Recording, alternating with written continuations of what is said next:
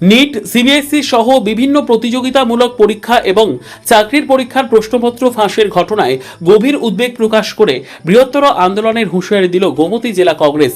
সোমবার উদয়পুর স্থিত জেলা কংগ্রেস কার্যালয়ে আয়োজিত এক সাংবাদিক সম্মেলনে একথা জানান জেলা কংগ্রেস সভাপতি টিটন পাল। তিনি অভিযোগ করেন, দেশের বিভিন্ন গুরুত্বপূর্ণ পরীক্ষা যেমন নিট, সিবিএসই ও চাকরির পরীক্ষার প্রশ্নপত্র আগেভাগেই ফাঁস হয়ে যাওয়ায় ঘটনায় ছাত্রছাত্রীদের মধ্যে চরম হতাশা তৈরি হয়েছে। এর ফলে মেধাবী শিক্ষার্থীদের ভবিষ্যৎ অনিশ্চয়তার মুখে পড়েছে।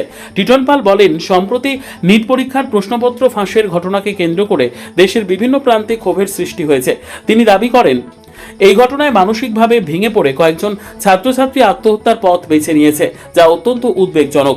তিনি আরও অভিযোগ করেন, শিক্ষা ও চাকরি ক্ষেত্রে দুর্নীতি এবং অনিয়মের বিরুদ্ধে কেন্দ্রীয় সরকার কার্যকর পদক্ষেপ গ্রহণে ব্যর্থ হয়েছে। এর ফলে নতুন প্রজন্মের ছাত্রছাত্রীরা হতাশার মধ্যে পড়েছে বলে দাবি করেন তিনি।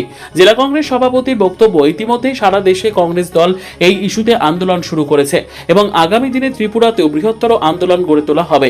তিনি শিক্ষা ব্যবস্থার স্বচ্ছতা ও পরীক্ষার সুরক্ষা নিশ্চিত করতে সকলকে ঐক্যবদ্ধভাবে আন্দোলনে সামিল হওয়ার আহ্বান জানান।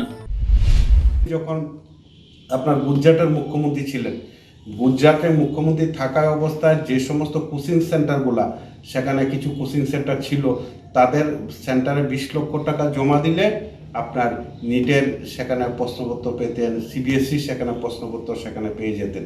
যাদের বিরুদ্ধে অভিযোগ, সে অভিযোগকারীদের বিরুদ্ধে ব্যবস্থা না দিয়ে আমরা আবার নতুন করে দেখলাম, নরেন্দ্র মোদী যখন দেশের প্রধানমন্ত্রী হলেন, গুজরাটে যে সমস্ত কোচিং সেন্টারের বিরুদ্ধে সেখানে সাধারণ মানুষের অভিযোগ ছিল, ছাত্রছাত্রীদের সেখানে অভিযোগ ছিল, সেই কোচিং সেন্টারগুলোকে আবার সেখানে পুনরায় সেখানে দায়িত্ব দেওয়া হয়েছে। আমরা খুব বিস্ময়ভাবে দেখেছি, পশ্চিমবঙ্গের একজন জৈনক ছাত্র, নিসর্গ তার নাম, উনি সেখানে বলেছেন যে কিভাবে সিবিএসইর পরীক্ষা সংগঠিত 1 মাস পূর্বেই ওয়েবসাইটে 1 ঘন্টার জন্য হ্যাক করা যায়। একজন জৈনক ছাত্র দেখিয়ে দিয়েছে যে সিবিএসই প্রশ্নপত্র পেতে হলে 1 ঘন্টার জন্য কিভাবে ওয়েবসাইট সেখানে হ্যাক করা যায়।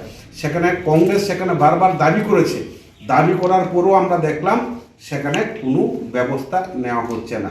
তার মানে কি দাঁড়াচ্ছে?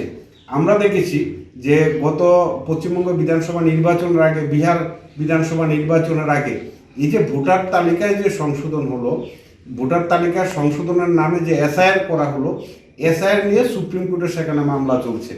সে মামলা চলাকালীন অবস্থায় আপনার পশ্চিমবঙ্গের বিধানসভা নির্বাচন শেষ, রায় কিন্তু সেখানে দেওয়া হয়নি।